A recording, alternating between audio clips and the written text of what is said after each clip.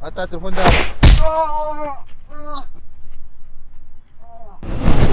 خد يالا. ايه يالا فين يالا؟ فين؟ ايه ده اللي في ايدك ده؟ التليفون ده؟ هات التليفون. هات التليفون ده. ازاي تليفونك؟ بس هات كده يالا. هات كده اوعى يالا.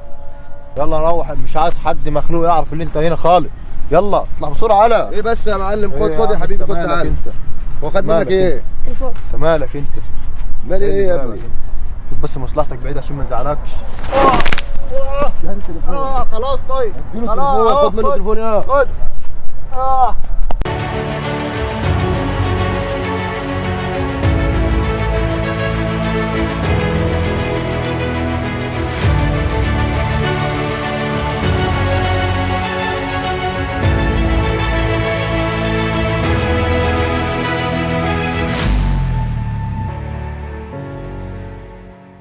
السلام عليكم ورحمة الله وبركاته. عشاق شاولن عبد الستار سعد في كل مكان. النهارده بنتكلم على فيديو سائد في الشارع، ان في شاب بيتنمر على طفل صغير بتاع المدرسة، مثلا رايح من المدرسة او قاعد من المدرسة وعايز ياخد منه تليفون او ياخد منه فلوس او ياخد منه حاجة.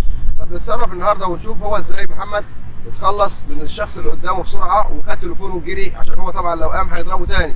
فنشوف النهارده هنشتغل معاه ازاي. طبعا محمد لسه طفل مثلا 12 سنه 10 سنين مع شاب 20 25، فهو لو تعامل معاه على قوته وعلى دراعه وعلى جسمه طبعا بالتاكيد الشخص ده البلطجي ده هيضرب الطفل، لانه مش في قوه واحده ولا في سن واحد.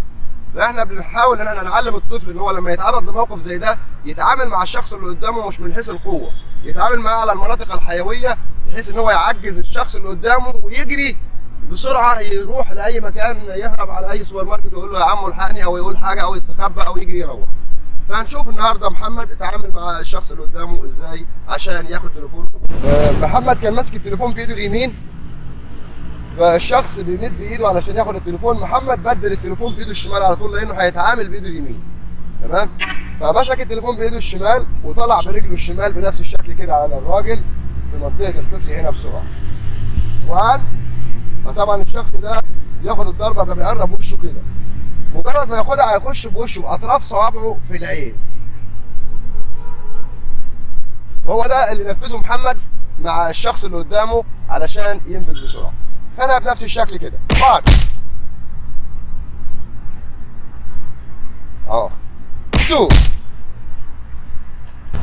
1 2 1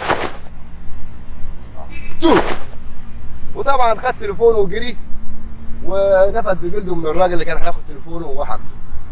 وبكده بنكون خلصنا فيديو النهارده مع ضيف الشرف محمد والكابتن اسماعيل معانا برضو، وبكده نكون خلصنا الفيديو بتاع النهارده. لو الفيديو عجب حضرتك، احنا قلناها قبل كده تقريبا.